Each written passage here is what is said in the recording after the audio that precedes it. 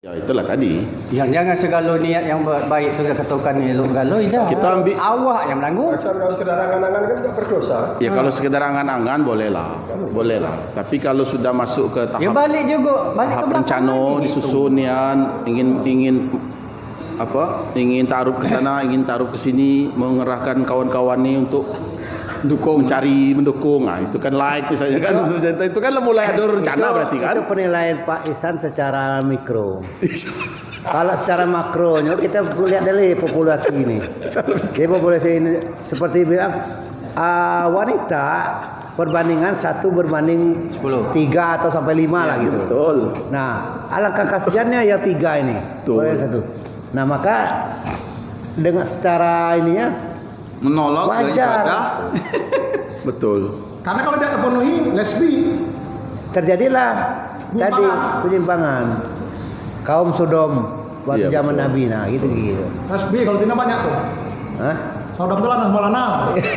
Tapi kan masalah umur tu perlu diperhatikan juga, dipertimbangkan. Karena masalahnya terkadang orang yang sudah di atas 40 itu pikirannya tidak sama seperti orang yang masih muda-muda. Kalau 40 ini banyak pertimbangannya ke sana kemari kan. Kalau kita lihat aja kepada Masih labil. formalnya baik, memang begitu kejadiannya. Masih Kalau kita melihat secara formal aja. Kalau kita tidak mempraktekkan itu, bisa aja banyak perempuan yang tidak berlaki kan, karena perbandingan wanita dan laki-laki banyak. Tetapi kita ni kan masih nyato di dunia ni. Maksud saya masih ada di dunia ni, masih nyato. Kita bisa lihat bagaimana praktek atau bagaimana pengalaman orang-orang yang melakukan poligami itu. Iya. Kita banyak bisa lebih bagaimana curhat istri pertamanya bertahun-tahun begini begitu. Sebenarnya itu Saya begini Pak Ihsan. di poligami misalnya kan. Kita memang beda jenjangnya beda. Jenjang saya kan jenjang umur 5 sampai 60 kan. Iya. Pak Ihsan mungkin 30 40 kan. Iya. Beda jenjang. Tingkat emosional Pak Ihsan lebih tinggi. Lebih tinggi. Sementara kami lebih emosinya udah bisa kami Kendalikan ya. Iya, gitu. iya, bisa juga. Sehingga dengan adanya pernikahan baru misalnya kan bukan semata-mata ke sana tujuannya. Iya. Mungkin saya ingin berdakwah Oke, siap. dengan calon-calon saya yang baru ini. Gitu kira-kira Pak Indra. Jadi Pak Bardi, kalau memang begitu, ini kan sedang sidang ujian doktor ya kan. Nah, berarti sudah bisa kita luluskan aja ini. Luluskan aja disertasinya ini. Udah mencukupi semua ini. Udah mencukupi semua ini. Perlu dirangkum ini. Ya, udah mencukupi semua. Karena ini. saya masih haus dengan dakwah. Iya, siap. Saya udah dakwah kemana-mana masih kurang rasanya. Nah, mungkin dengan ini tambahan dakwah saya. Allahu Akbar. Allah Akbar. Jadi kau penguji 5 Pak. Itu Penguji kan 5 saya udah baru ACC. ilmunya, kan. Baik lain tak tahu saya. Baru ilmunya itu amalnya harus dipraktekkan, coba kalau enggak ya enggak ada. Iya, maksudnya itu kan ini dalam maka saya bilang tadi ini masih dalam rangka perdebatan siapa sih calonnya itu. Ya tunggu aja hasilnya nanti. Nanti sidang keduanya, sidang akhir. Iya. Kau sidang proposal ya Pak. Kau sidang proposal ya. Tapi Pak, yang ingin saya tambahkan tadi Pak, yang cukup berat yang Bapak minta ini tadi harus cocok juga dengan anak tadi kan. Kalau dengan pertama yang mesti kita lewati tadi bagaimana cocok sama istri kita, cocok juga dengan kita kan. Tadi kan yang jadi hambatan ini kan cocok kita istri tidak, cocok istri kita tidak. Nah, itu harus kita lewati dulu. Itu sudah dapat itu, kita harus melewati lagi yang dengan anak tadi. Ya, bisa kan? nggak dia mengayomi anak kita kan gitu kan itu. Di persyaratan yang Pak Haji sampaikan untuk poligami itu harus izin istri pertama atau anak dulu. Kalau setahu saya pelajari itu kita tidak perlu izin dengan istri. Yang penting kita hanya sekedar memberitahu bahwa kita Dek misalnya kan saya sudah kawin, bukan mau kawin, saya sudah nikahkan orang itu. Titik. Perkara dia mau setuju atau tidak setuju itu bukan secara syar'inya sudah benar kita. Iya. Ya. Bukan kita harus izin dulu, nunggu izinnya keluar. Dia mau ngetik dengan komputer dulu, enggak.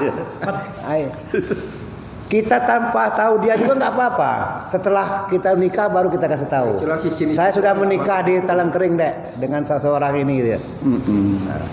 Jadi akhirnya Secara hukumnya udah benar itu, nggak salah. Tidak perlu izin berarti Gitu. kesimpulannya Nggak perlu. Jadi itu sudah mematahkan argumen semua yang Pak Iksan tadi.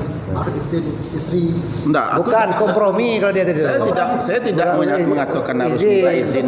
Iya. Enggak, saya tidak ada ngomong harus meminta izin dulu dari istri. Iya. Yang saya omongkan tadi supaya dipikir ulang. Nah. Karena banyak praktik di lapangan itu kan Broken home gara-gara itu. broken home gara-gara itu.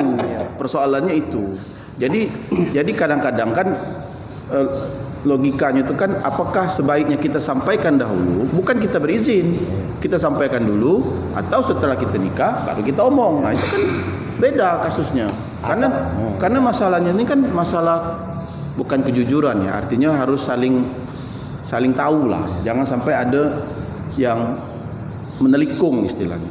Di Ustadz Ahmad Absi itu kan akhirnya kan berpisah juga. Ternyata dia sudah 7 tahun. Ustadz Absi Palembang yang pernah masuk TV dulu. Ternyata dia sudah 7 tahun berpoligami. Tapi istrinya sama sekali tidak tahu. Nah pada saat ketahuan istrinya minta cerai. Aku tidak sanggup lagi kak, aku minta cerai kata istri. Padahal Ustadz Ahmad Al-Habsi yang notabene dari Arab situ kabarnya punya kemampuan ilmu yang luar biasa. Artinya bukan jaminan ya. Bukan jaminan. Jadi bukan saya katakan harus izin atau tidak izin. Yang ingin saya katakan itu adalah itu tadi. Begini Pak Ihsan, bagaimana menurut Pak Ihsan kira-kira apakah perlu kita buat semacam MOU dengan istri atau anak kita? MOU itu yang menyatakan bahwa kami setuju. Nah, nanti ditandatangani oleh Kesepakatan, anak. ya? Ya. Apakah perlu Pak saya kira itu? Ya gini aja, sebenarnya tidak perlu harus MOU. Sebetulnya harus sampaikan saja. Sampaikan dengan baik dan jelas. Kira-kira poin-poin yang membuat kakak itu ingin menikah lagi apa? iya, maksud dari itu apa? Apa kira-kira? Saya kan seperti itu. Kalau memang Saya silakan. pertama ini ingin menjalankan surat Al-Quran ayat sekian surat ini. Yang kedua, Dek, saya memang jujur daripada saya ke perempuan Melakukan lain zina, dengan ya. berzina, Selingkuh lah. Kalau memang perempuan yang istri kita tadi makamnya cukup baik, cukup tinggi, Kenapa harus? dia akan memahami, dia akan dengar dulu, dan baru beri dia waktu untuk berpikir kan. Atau Biasanya mungkin gitu. mau nambah anak misalnya. Atau mungkin mau nambah Ingin anak. yang perempuan. Iya. Ingin anak laki-laki. Ada alasan berarti. Dia enggak Karena saya bukannya setuju dengan Quraisy Shihab ya, katanya Quraisy Shihab itu kan Syiah ya, tetapi beliau pernah ditanya, Pak Quraisy Shihab, apa menurut Bapak terkait dengan beristri lagi? Kata Pak Quraisy Shihab, kita beristri lagi itu seperti kita di pesawat katanya. Beristri lagi itu adalah sebuah pintu darurat. Jadi kalau maksudnya apa Pak? Ya itu tadi kalau kita dalam kondisi yang benar-benar darurat, pintu darurat itulah kita pakai. Dimanfaatkan, ya? Dimanfaatkan. Jadi apa salah satunya Pak? Kalau dikaji secara fikih itu seperti kata Pak Indra tadi, istri pertama tidak mampu memberi keturunan. Alasannya kan? Istri kedua istri pertama tidak lagi bisa memberi nafkah batin kita. Sedangkan kita ini masih bergelora. Tidak lancar di urusan kasur. salah satunya. Pokoknya kalau ketemu kasur kita udah mau Apalagi temu semua. Tapi apa gini lagi Pak ketemu Ihsan. sumur. Pak Ihsan.